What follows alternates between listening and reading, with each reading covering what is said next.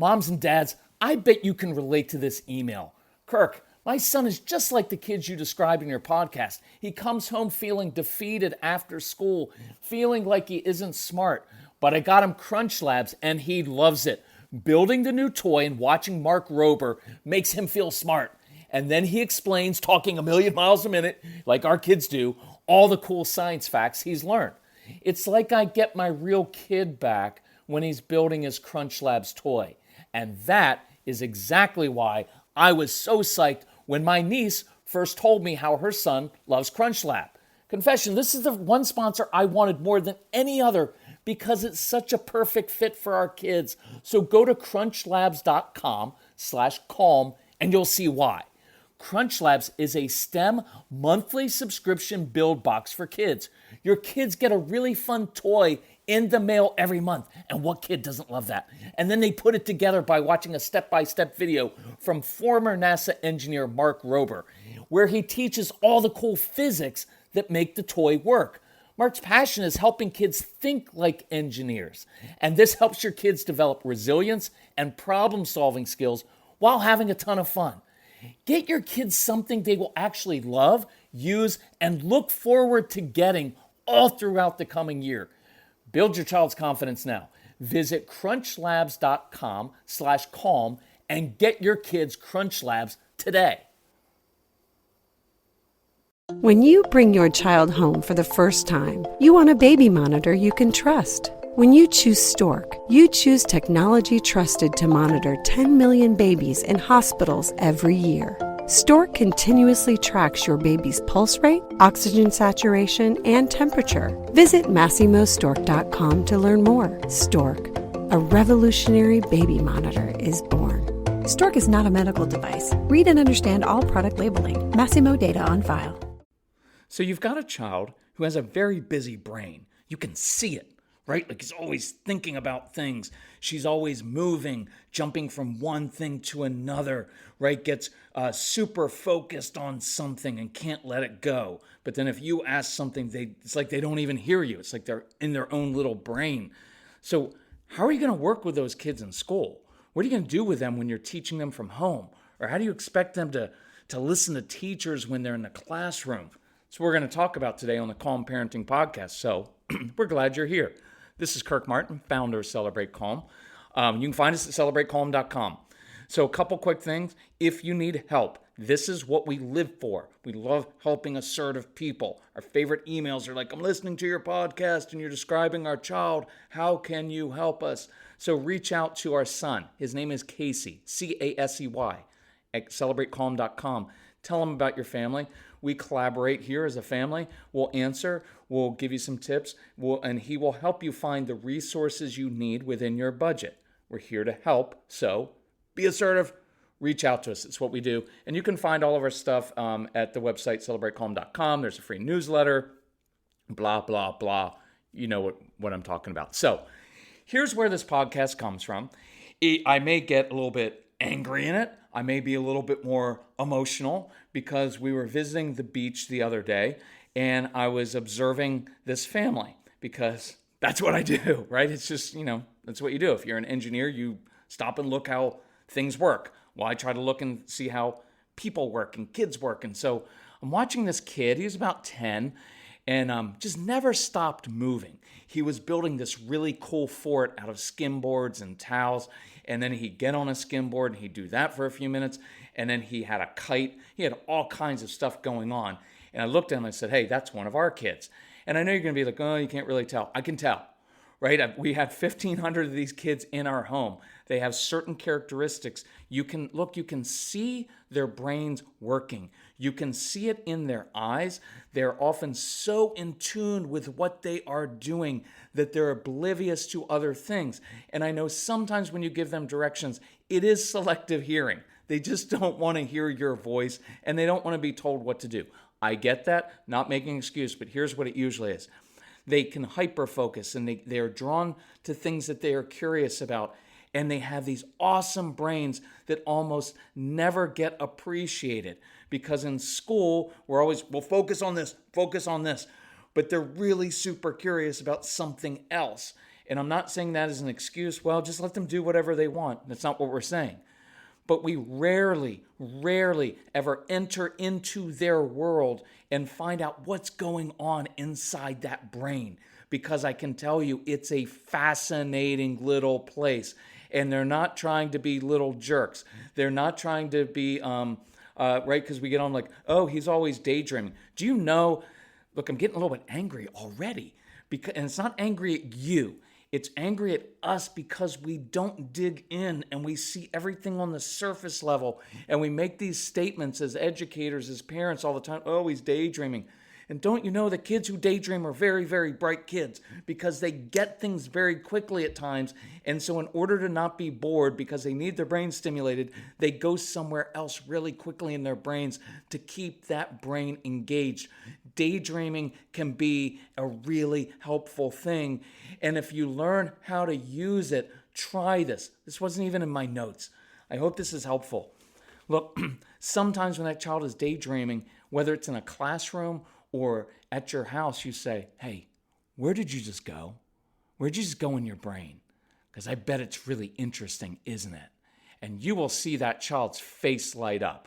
Unless you've always badgered him and he's shut down now and he doesn't want to open up to you. But most of the time, if you ask the kids about what they're interested in, instead of it always being about your anxiety and what you need them to do, I promise you they will be much more compliant and you can get them to do things. But ask them where they are. Ask them where they went inside that brain and follow them there. You will find out so much about them and what makes them engaged and curious, and then you can use that to your advantage when you're trying to get them to do things or do their schoolwork, right? Does that make sense? It's a really cool thing. So I'm watching this kid. His brain never stops working. His mom, to her credit, was really patient because she gave him room to kind of flit about and be curious and to build things. And so we're getting ready to leave, and I walked up and I complimented him on the fort because it was actually really cool. It was a nice piece of engineering. And you can see he's got this little engineering brain. And so the mom immediately goes to, hey, look, honey, look him in the eyes. And he had a hard time with it. And he kind of said something and he walked away. And I was okay with that. I'm going to get to that in a minute. But I mentioned to the mom, I'm like, hey, he looks like he's got a really good engineering brain. She said, yeah, he's fixing things up in the condo. He's taking things apart. He's always looking to see how things work and picturing them. And I walked away and I thought, I wonder how school goes for a kid like this. I kind of already know that because we worked in so many schools. But it's going to be tough because his brain's all over the place. And he's probably impulsive and he blurts out because he gets some idea that he was thinking about and he can't wait to share it because he's excited and he doesn't have good, he doesn't always have good short-term memory, right? Because he's got a very strategic brain. So he probably blurts out and he probably gets in trouble and he probably has this really brilliant brain that never gets used. And there's no positive outlet for it. And many of these kids are in trouble because I can just see it in that kid because he's like so many of our kids, so much energy. And it's like a nervous energy and it doesn't have anywhere to go. When you're supposed to sit still all day long, which is very unnatural, they're going to get in trouble at times, right? How do you think remote learning is going to work? Sitting in front of a computer all day, listening to a lecture via Zoom on things he already knows or he isn't interested in, right? He's going to be bugging his parents to take things apart and build things and make messes and experiment, right? And he's going to want to move around and you're going to have to let him do that, right? And that's what we're going through in that, we're doing this remote learning boot camp. And we're going to show you how to let your kids move while they're doing remote learning and how to get them engaged. It's really cool when you understand their brains and you can use this kid's brain to his advantage. But most of the time, we see it as a disadvantage and we work against them. And the truth is, many of our kids simply are not going to live up to society's expectations. And this is where I want to go with this. This podcast is going to be, we're going to do some specifics. We're going to be a little bit broader. And I'm going to do some more on very, very specific. What do you do? But I want to hit this because it really hit me when I walked away from the beach. Here's what hit me. These kids make us really uncomfortable because they don't fit in and they're not a tidy little package. They're not what you expected. They're not always what you wanted, right? And when I approached him, remember, the mom had to remind him to look at me while he was talking to me. Why? Because it's common courtesy. And it's what society expects. And there's nothing wrong with that expectation. There's nothing wrong with your expectations. Here's the problem. Many of your kids simply are not going to live up to society's expectations. And that's where we get into trouble as parents and teachers, because we get so consumed trying to make sure that our kids do what's expected at school, do what's expected socially, do what's expected athletically, right? Like play a team sport, which most of your kids are not going to do well. And then they're going to feel like weirdos and outcasts, and usually dad, which was me, would lecture them on playing team sports because you got to build team leadership. Blah, blah. No, they don't. Most of our kids are going to do individual sports, and they're going to play instruments, and they're going to do things by themselves. And what happens is we end up kind of shaming them in a way and making them feel like there's something wrong with them, right? And it's like this, what hit me was this mom didn't do anything wrong. But what hit me was she wanted this kid to look in the, he's not going to look me in the eyes. He's just not, right? Because that's not who he is right now. And he's not confident. His brain was all over the place. And so we never really let them be themselves because it makes us uncomfortable. We never truly accept them because we're always trying to fix them. Is that not true? You're always trying to fix this child. Now, if you're really smart as a parent, you hide it, and it comes across in really subtle ways. Those of you who are a little bit more controlling, you don't have a lot of subtlety. You're just flat out trying to control your child. Others of you, especially those who have been around us, they're like, well, I'm not going to outwardly do it, but you find subtle ways. But if you look inside your heart and your brain and your motivations, there's just always little things that bug you. And so even if you're hiding it, there's little parts of you like, well, I just wish he'd do it this way. Why does he have to do it that way? And you have to, right? And look, you've got to be able to do this. And I know why you do that, because you love your child. You love them. You want them to fit in, to be accepted socially. It's easier that way. But the truth is, it's going to hurt a little bit. We haven't actually accepted them. Not really, because we're kind of embarrassed by them, especially when compared to their normal siblings who have social graces and social skills, who listen to teachers and follow instructions from adults. And that's all an awesome thing.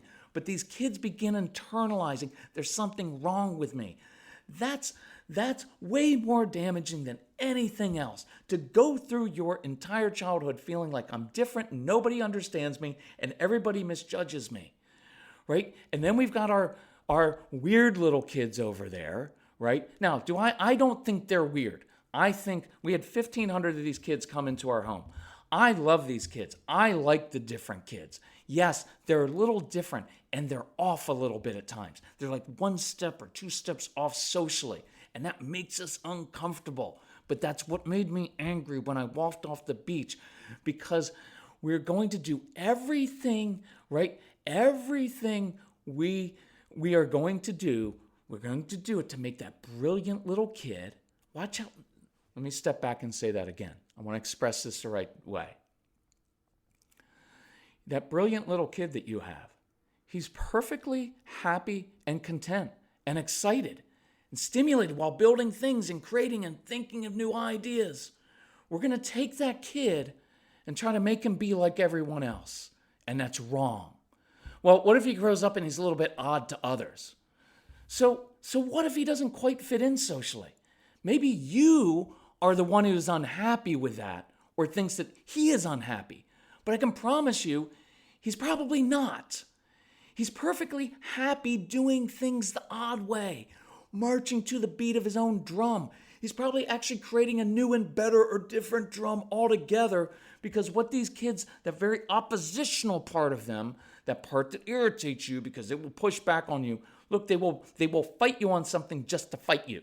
They will take the opposite sometimes just to trigger you. And you're like, well, that's not nice. Well, maybe you shouldn't get triggered all the time, right? Is that not true? Right? So look, I can see that in me. When I'm around extended family, I'll just take the opposite political view of them, even if I don't believe in it. And I'll argue the case. Why? because it's more interesting that way. And I like exploring. And just like your kids, now your kids like tinkering with people's brains because it's interesting. That's what they're doing with you when they're pushing your buttons. And that's entirely your issue, right? Well, it's not nice. Well, you're 40. Grow up, right? Like, you want me to change the 6-year-old and the 40-year-old's not willing to change? This is an awesome podcast. I know it's going to hit you a little bit. I'm having so much fun because there's a lot in here. And look, I always try to say this. There's no blame and no guilt. I'm not saying that you're a bad parent. That's not what we're about. It's that we're inadvertently doing things because we love our kids. We're inadvertently doing things that actually hurt the relationship and work against us. All of your anxiety about all these things that are wrong with your kids is actually causing you to do things that make it worse. And so the reason I want you to change, or for me to change, one, we're the only people we can change. I can't change you. I can't change your kids. You can't change your kids, but you can change yourself. And two, I know that when you change yourself, your kids change, right? And I want you to get comfortable with, right, people being different and the fact that your child may grow up and be different. Why does everybody have to be perfectly polite and socially in tune? What if he's happy in his little imaginations world? You know people like that, right? You know people, nicest guy, happy, loves his work, a little bit odd, but who cares? Look, I'm odd. I've got all kinds of weird little things about me. But I guarantee you, part of the reason you listen to this podcast is because I think differently and I see your kids in situations different ways. Because I see the odd as good and normal and healthy. And that's why the odd ideas that we come up with would never occur to a neurotypical therapist, not knocking them. But you can't take a child who's wired completely different to a neurotypical therapist who doesn't understand their brains, right? Because what ends up happening? Well, your kids, you just need to have clear expectations and boundaries and give clear consequences and follow through. Okay, that makes sense for the neurotypical child, right? But it doesn't make sense for the child who doesn't give a rip about consequences, right? So you can't take ideas and solutions that work for people whose brains and who are wired a certain way and then think they're going to work with your kids. That's not how it works. And so that's why our ideas are odd and weird. I just had with that boot camp we're doing, and I would sign up for it. We're kicking it off in a couple weeks. It's on the website, celebrateCalm.com, bootcamp tab, right? I started working with parents because if you sign up now, you get to ask me personal questions about very specific questions, and I will answer them in the bootcamp. And I've been working with some parents already before it even starts because that's what we do. And I came up with this idea, and I'm not going to share it here because it's a fantastic idea, phenomenal idea, and I'm saving it for the bootcamp. And because this mom is working from home and she's a single mom, has 2 kids. How is she going to keep them engaged and off the screens all day long after their schoolwork's done? And I gave her this idea and I said, look, you're going to resist this idea because it's very odd and it's weird and it would never occur to you. And I want you to try it. And so she did it and she said, I had no idea it would work like that. And I was like, because you're assuming that your kids are like you and they're not. And she said, this is fantastic. And I was like, awesome. That's what we do. Try the weird stuff. It works. And so my challenge to you is threefold. 1, have you really understood why your child does things the way he does? You must get inside their brains and hearts. Otherwise, you will misjudge their motives and you will create tons of power struggles and resentment. So I encourage you, listen to the Strong-Willed Child program. Listen to the ADHD University program first. They're part of the Calm Parenting package. They're on sale on the website. Take advantage of them. If you need help with all this stuff, email Casey. But the point is, I want you to really understand your kids and dig deep inside of them so you don't misjudge them. Because when I walked off the beach that day, I felt this pain inside, and it was the pain for 2 things. It was 1, pain for the child. Because you know what it feels like to grow up your entire childhood and feel like there's something wrong with you. And look, here's what it feels like. Inside, it's like, there's nothing wrong with me. This is just the way I've always been. Look, it's not like they woke up one day and said, I think I'm going to be really different and stick out like a sore thumb. I think I'd like to be the one who causes all the problems in our home so that my siblings get upset at me and we can't do anything as a family and I ruin everything and Dad yells at me all the time and even the grandparents don't really like having me around. Yeah, I think I'm going to do that. And then when I go to school, I think I'm going to get in trouble all the time so the teachers don't like me and I have to go to the principal's office and I feel like I'm kind of smart because I'm really curious about all this stuff, but then I kind of find that I'm dumb and I'm stupid. And I'm slow in doing my work. And I get in trouble because I forget to turn in stupid homework. It doesn't even really mean anything in life. And I know that deep down that it was a stupid busy work assignment. And so I forgot it because I was thinking about all kinds of interesting stuff that I think makes sense to me and that I'm good at. But I'm continually dragged down and told, you did that wrong. You did that wrong. You didn't do your chores. You didn't do this. So at the end of the day, you know what I'm saying inside? Go F yourself. Screw everybody. Forgive me if that offends you, but sometimes you have to hear things on a guttural level. And what's really inside these kids? And I guarantee you, if you have a tween or a teenager who's been through this, you know what their default right now is? Go F yourself. Because for 10, 12, 13, 16 years, all it's felt like is, you don't like me and you've never been happy with me, so go F yourself. Sorry, I didn't plan on doing that, but I'm not really sorry because you gotta hear it sometimes. And look, I got an email from this couple, and I'm gonna try not to give it away, but they're from they're really smart people, right? And highly professional people, smart people, and they wrote this long email to me. And they're like, we can't get our son to be motivated. And we can't do this. And we've done these things. And our husband has been working this job 16 hours a day for 3 years. But we try to do this with them. And all that hit me inside was, I know why your son is shut down. Because you two are both very high achieving people. Your husband works 16 hours a day for three straight years. You know what he's internalized? There's no way I'm keeping up with you. There's no way I'm keeping up with you. And so he's shut down. And so I wrote back to the couple and I'm like, he feels like he can't live up to your expectations. Why would he even try?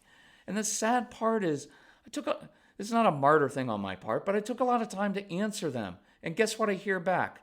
Freaking nothing. Because they didn't get the answer they wanted. And the answer they wanted was, show us how to motivate our kid so that he can become high achieving like us. And I can do that. But that's not the first part. You can't skip all the other stuff, right? It's like doing a recipe and you skip like the first 8 steps and the first 8 ingredients. You're like, make it taste good. Like, I can't make it taste good. You've got to go back and you've got to follow the recipe a little bit, right? With this couple, I'm like, the kid hasn't seen his dad in 3 years, right? I know you eat dinner together every night. I get that.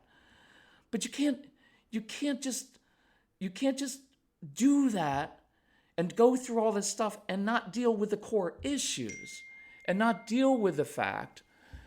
Let me turn that off. Sorry about that.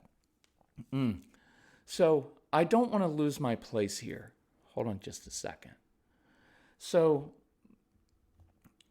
I don't want you to miss the fact that this is how the kids feel.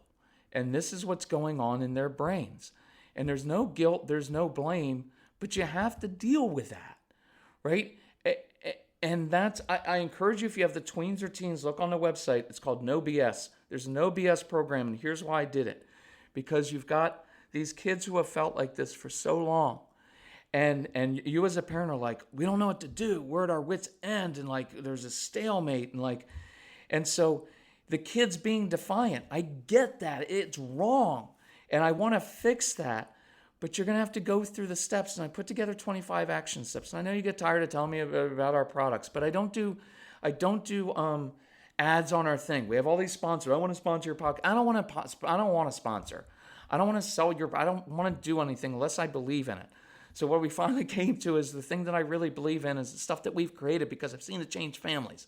So guess what? The ad, instead of bother you with minutes of things that people are paying me to say, I'd rather tell you about stuff that I know that works.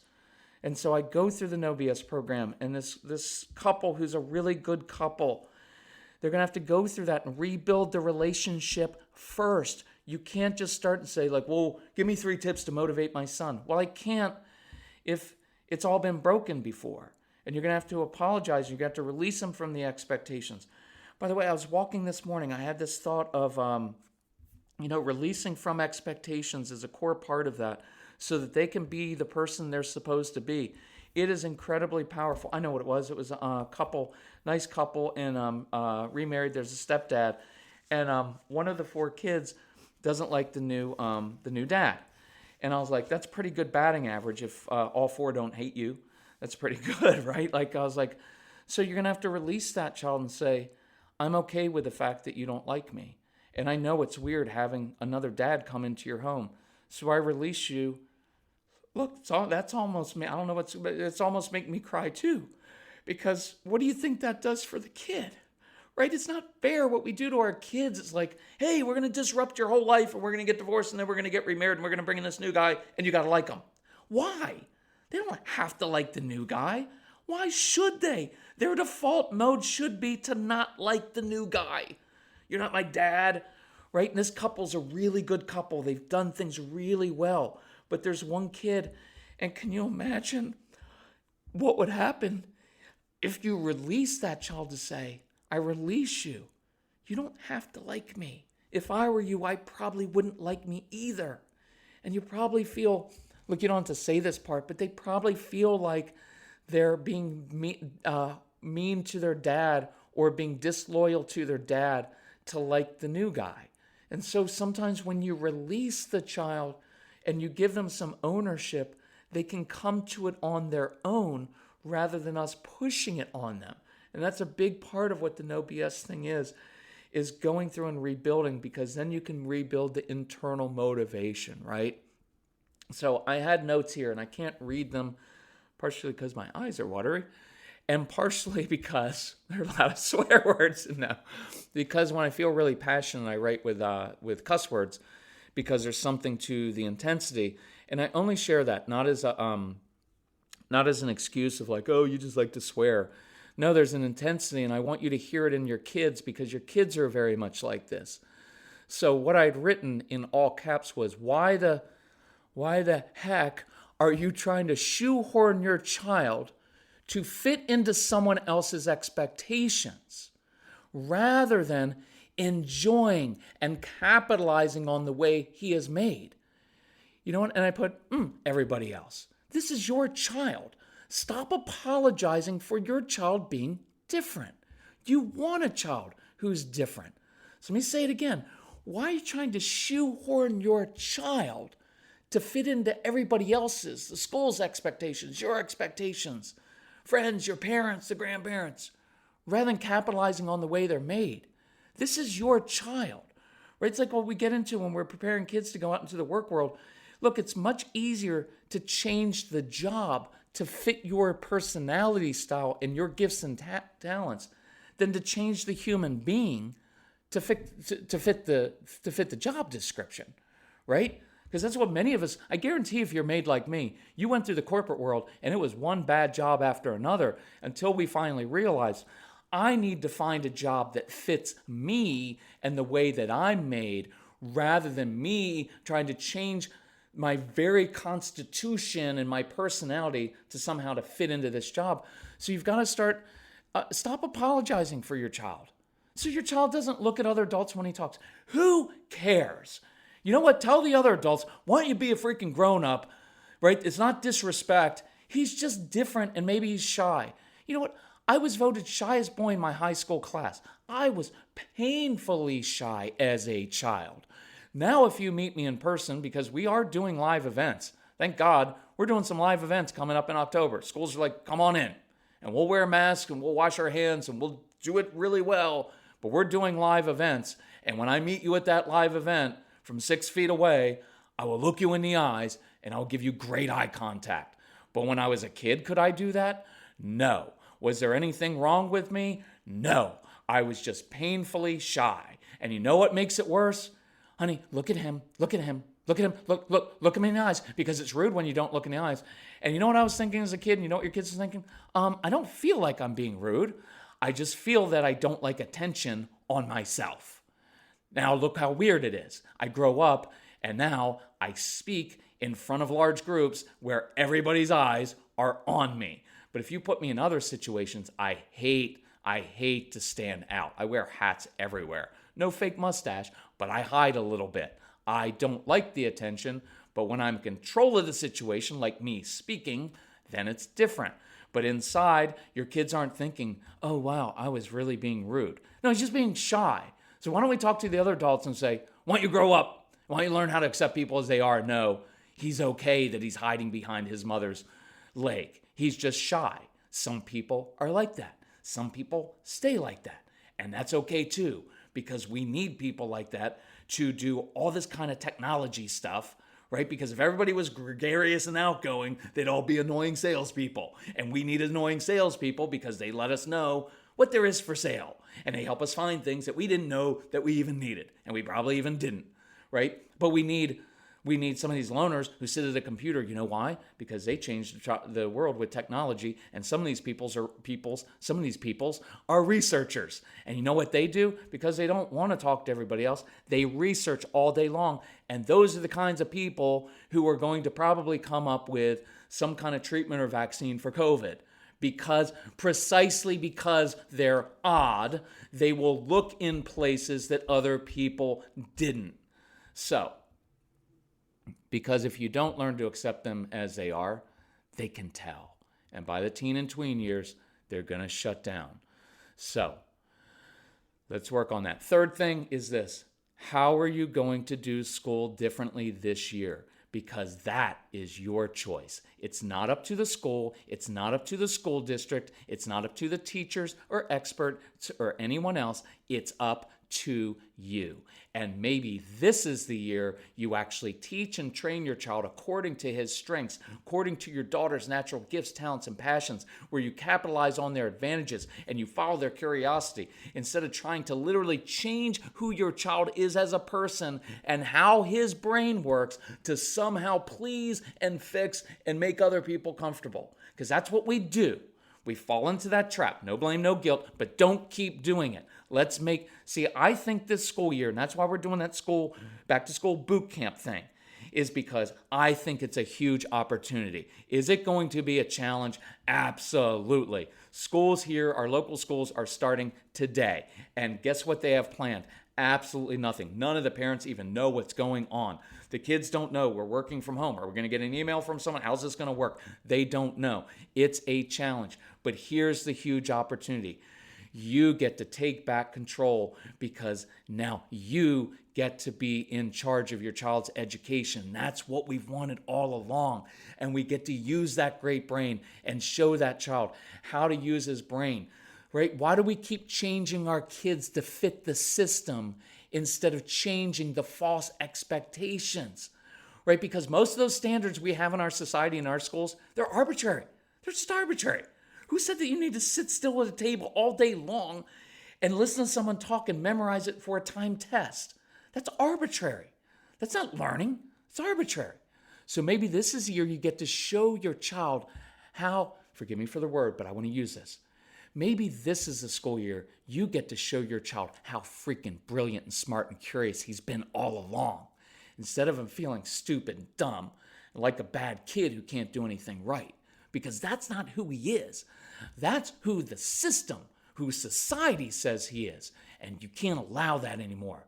So, the system and everybody else. Seriously, it's your child you're talking about. It's time we stop sacrificing our kids who are different on the altar of social acceptance and just trying to fit in to please everybody else. And one more thing I'm going to hit you with. You lecture your kids, so do I, about not following the crowd, not giving in to peer pressure, and then what do we discover? That you and I have been doing the same exact thing we lecture our kids about. We gave in to peer pressure because we were embarrassed by our kids or we wanted everyone to like them and accept them, and it's time to stop that. Let's do it differently this school year. If we can help you with this, we want to because we know what to do and we will help you with it. So you reach out, please, that sounded a little bit demanding, didn't it? You reach out. So I want you to reach out. I encourage you. I ask you. I'm not going to plead with you. You're a grown person. But if you want help, reach out to us. Casey, Casey, at celebratecalm.com. He will help you with the Calm Parenting Package. He'll help you with the No B.S. program, maybe all together. The School Boot Camp. Look that up because it's really cool because there's a mentoring feature which I will mentor you all through the coming school year. As situations come up, I will answer you personally. You'll get a private email address, so it's confidential. It's really, really, really, really cool, and we will help you. I want this school year to be the time we change things and to use this as an opportunity to look back and say, COVID was really weird and odd and hard, but it marked the time we changed our relationship with this child, and he started feeling confident, and he started feeling like the really brilliant, curious kid he is, and where we started to enjoy him, because that's what we want. Let's go on the offensive. If we can help you, contact us. Casey is a lot more calm than I am at times, and he will help you. Casey, Casey, at celebratecalm.com. Phone number is 888-506-1871. Let us know how we can help. It's what we exist for. It's our passion. Thank you all for hanging in there through the tears and through the other stuff and my emotion. I hope you find it helpful. And just let us know how we can help you, okay? Love you all. Bye-bye.